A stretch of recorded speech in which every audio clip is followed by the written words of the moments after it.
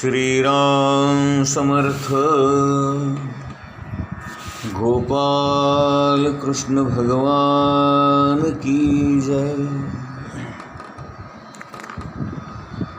भगवंताने गीतेमध्ये अज्ञानाची लक्षणं सांगताना 3 लक्षणं सांगितलेली आहेत.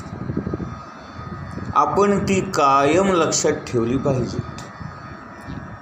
मूळ श्लोकामध्ये ती नाहीत, पण ज्ञानेश्वर महाराजांनी ती सांगितलेली आहेत आणि म्हणूनच याला भावार्थ दीपिका असं म्हणतात.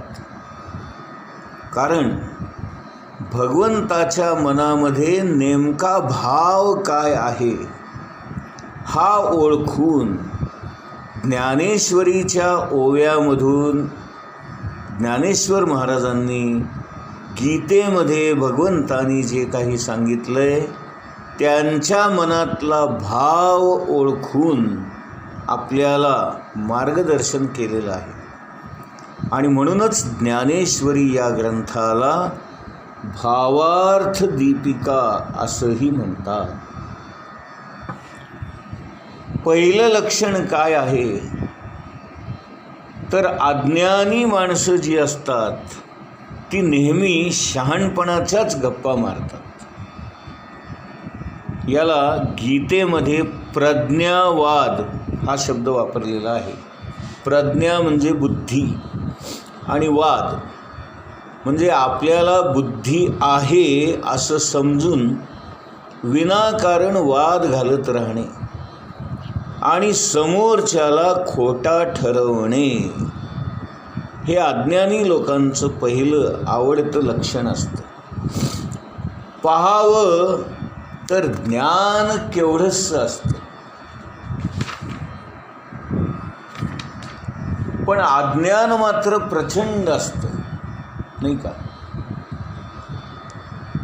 देव आहे हे सिद्ध करण्यासाठी तासभर व्याख्यान देतील, तासभर उदाहरणं सांगतील, पण देव आहे असं समजून स्वतः मात्र वागणार नाहीत. आपण देवाची पूजा करतो, पण ती पूजा गरजेनुसार बदलते. जेव्हा आपल्या गरजा जास्त, संकट जास्त, अडचणी जास्त, प्रॉब्लेम जास्त, त्यावेळेला पूजेची वेळ पण वाढते. पूजेला प्रसादही वेगळा असतो. आणि जेव्हा सगळं सुरळीत चालू असतं तेव्हा पूजा अगदी 2-3 मिनटात संपते. आणि प्रसादही काय तर रोजच्या आपल्या चहा साखरेच्या डब्यातली साखर. महाराज एक दृष्टांत नेहमी देत असत. एक मामलेदार होते आणि ते पूजा करताना मौन पाळत असत. आता बऱ्याच लोकांना हे सुद्धा एक नेहमीचाच आपल्याला अनुभव येतो की मौन पाळतो असं ते म्हणतात, 4 लोकांना सांगत सुटतात, पण आपण जर त्यांच्याकडे गेलो तर खुणेनी म्हणा किंवा हातवारे करून म्हणा किंवा हा हू हा हा हो हो करून हुंकार देऊन किंवा चेहऱ्यावर राग वगैरे गोष्टी व्यक्त करून ते बोलण्याचाच प्रयत्न करत असतात. फक्त शब्दाद्वारे बोलत नाहीत, इतकंच अभिनयाद्वारे बोलतात. तर हे मामलेदार साहेब पूजा करत होते आणि अचानक एक शिपाई त्यांच्याकडे आला आणि त्याने त्यांना विचारलं की एका कैद्याला पकडून आणलेलं आहे, तर आता त्या कैद्याच्या बाबत मी काय करावं. आता मामलेदार साहेब पूजा करतायत आणि कैदी घेऊन शिपाई नेमका त्यांच्या घरी आलेला आहे.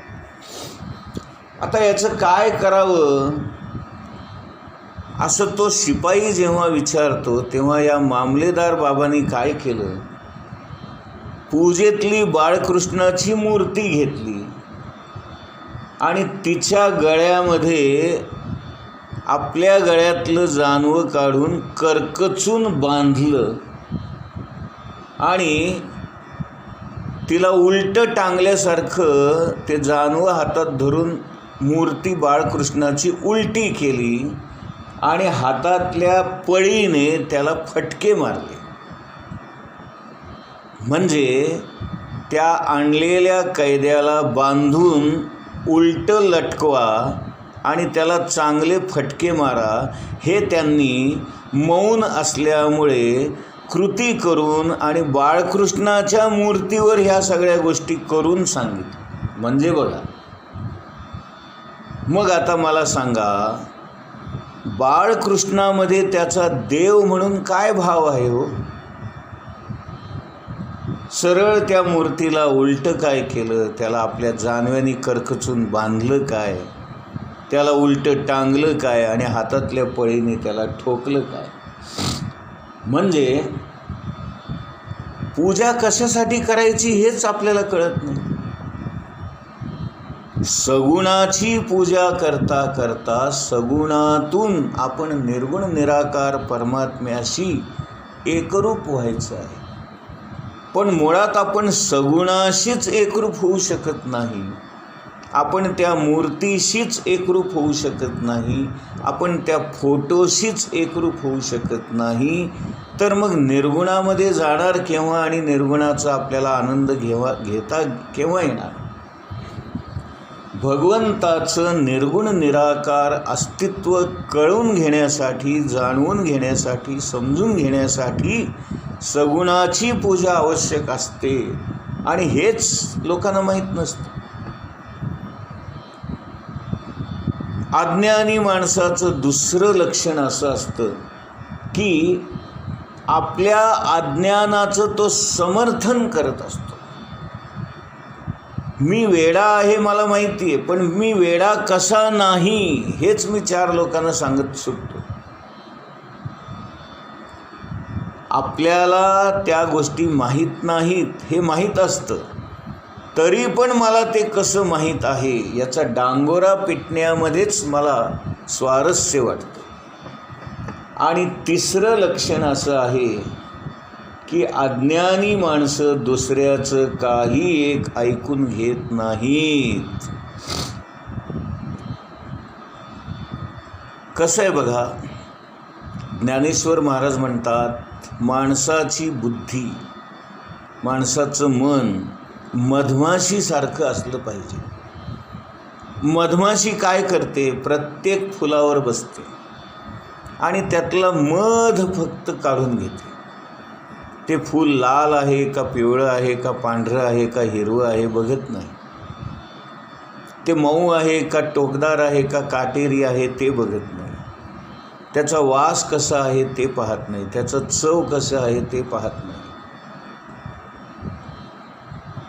मधमाशी काय करते?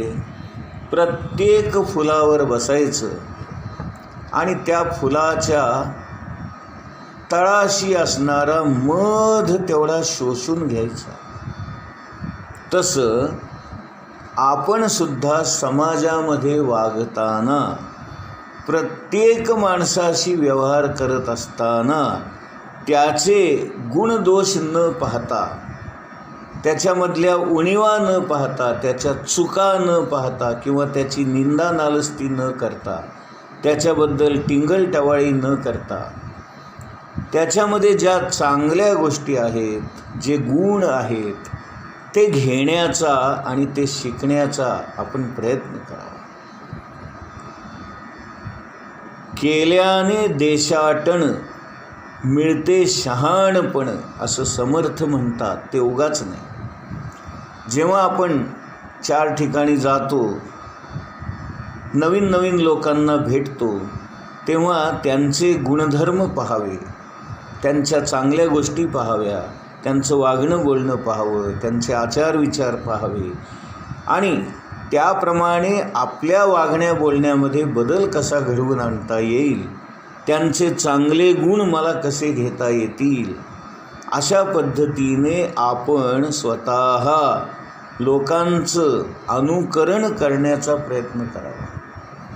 त्यांच्याप्रमाणे चांगलं वागण्याचा, चांगलं बोलण्याचा, चांगला विचार करण्याचा प्रयत्न करावा. आणि कुणाकडे जे असेल ते घेता आलं पाहिजे. एक मराठीमध्ये सुंदर कविता आहे, देणाऱ्याने देत जावे, घेणाऱ्याने घेत जावे, घेता घेता एक दिवस देणाऱ्याचे हात घ्यावे. हात घ्यावे याचा अर्थ त्याच्यातला जो दातृत्वाचा गुण आहे तो गुण घ्यावा. आपल्याला चांगल्या गोष्टी कळल्या पाहिजेत, चांगल्या गोष्टी दिसल्या पाहिजेत आणि त्याच्यासाठी गुणग्राहकता ही वृत्ती आपल्यामध्ये असणं आवश्यक आहे. आपल्याला जर दुसऱ्यांच्यामधले चांगले गुणच दिसले नसतील, कळत नसतील, तर काय आपण बघणार आणि काय शिकणार. म्हणून अगोदर आपल्याला दुसऱ्यांचं कौतुक करता आलं पाहिजे, त्यांना शाबासकी देता आली पाहिजे. एखाद्या माणसाच्या पाठीवर थाप मारून अरे बहुत अच्छा किया यार तुमने, असं आपल्याला म्हणता आलं पाहिजे. अहो बाहेरचं जाऊ द्या, आपल्या घरातच आईने केलेली सुंदर भाजी, त्याचं आपल्याला कौतुक करता आलं पाहिजे. आई आज काय भाजी सुंदर झाली आहे गं. किंवा आपल्या बायकोनी जर काही केलं असेल तर तिचं कौतुक करता आलं पाहिजे. आज आमटी फार सुंदर झाली हां, म्हणायला काय जाते. काय होतं माहिती आहे का, आपण जिथं बोलायचं तिथं बोलत नाही, तिथं मूग गिळून गप्प बसतो. आणि जिथं बोलण्याची आवश्यकता नसते तिथं उगीचच तोंड उघडतो आणि आपणच आपली छिथू करून घेतो. म्हणून मौनम सर्वत्र साधते हे जरी बरोबर असलं तरी आवश्यक ठिकाणी बोलणं महत्त्वाचंच आहे. जिथं लोकांचं कौतुक करायचं आहे, दुसऱ्याचं गुणगान करायचं आहे, तिथं बोललं पाहिजे, तिथं नाही मूग गिळून बसायचं. आणि जिथे बोलण्याची गरज नसते त्यावेळेला तुम्ही गप्प बसा ना. पण कसं असतं माहिती आहे का, लोकांची आणखीन एक वाईट सवय असते, जिथे बोलू नये तिथं बोलायला जातात. आणि आणखीन एक सवय म्हणजे एखादा माणूस नसताना त्याच्या मागे बोलणं, त्याच्याबद्दल बोलणं, हा एक सगळ्यांचाच अनुभव आहे. सामान्यपणे लोक जो कोणी उपस्थित नसतो त्याच्याबद्दल बोलत असतात. तो कसा आहे, तो वागतो कसा, बोलतो कसा, चुकतो कसा, त्याचं काय चुकतं याच्यावरच फोकस करतात आणि सगळे मिळून त्याची टिंगलटवाळी करत बसतात. म्हणून जे बोलू नये ते बोलूच नये आणि जिथं बोललं पाहिजे तिथं बोललंच पाहिजे. आणि म्हणून इथे ज्ञानेश्वर महाराज या वृत्तीला मधुकर वृत्ती म्हणतात. मधुकर वृत्ती म्हणजे मधमाशीसारखी वृत्ती. प्रत्येकाजवळ काही ना काही चांगले गुण असतात, ते मला घेता आले पाहिजेत, नाही का. कोणाशीही वैर न करता, कोणाचंही मन न दुखवता आपल्याला त्याचे चांगले गुण घेता आले पाहिजेत. परमात्मा जर सर्व ठिकाणी आहे तर मग त्याही माणसांमध्ये तो नाही का, ही जर दृष्टी आपल्याला आली आणि प्रत्येक माणसामध्ये परमात्मा आहे अशा नजरेने आपण जर सर्वांशी वागायला लागलो, सगळ्यांशी व्यवहार करताना माझ्या समोरचा जो माणूस आहे त्याच्यामध्ये सुद्धा भगवंत आहे असा विचार करून जर मी त्याच्याशी बोलू लागलो, त्याच्याशी वागू लागलो, तर माझ्या हातून गैरवर्तन होणार नाही, चुकीचं काही बोललं जाणार नाही आणि जे काही घडेल ते उत्तम घडेल, चांगलं घडेल आणि संबंध प्रस्थापित होतील. माझ्या बोलण्याने तो दुखावला जाणार नाही किंवा आमच्यातले संबंध बिघडणार नाहीत. निदान एवढी तरी काळजी आपण घेतली पाहिजे. प्रत्येक माणूस हा भगवंताने निर्माण केलेला आहे.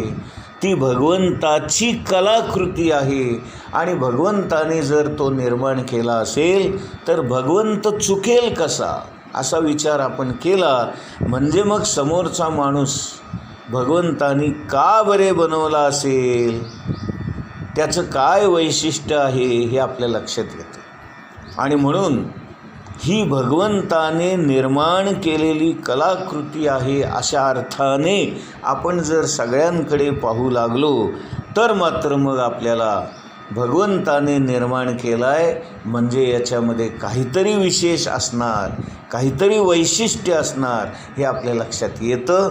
आणि त्याच्यावर फोकस करून, त्याच्यावर लक्ष केंद्रित करून ते आपल्याला कसं शिकता येईल, तो गुण आपल्याला कसा मिळवता येईल याचा आपण सर्वांनी प्रयत्न करायचा आहे. आणि यालाच गुणग्राहकता किंवा समोरच्या माणसाचं कौतुक करणं असं म्हणतात.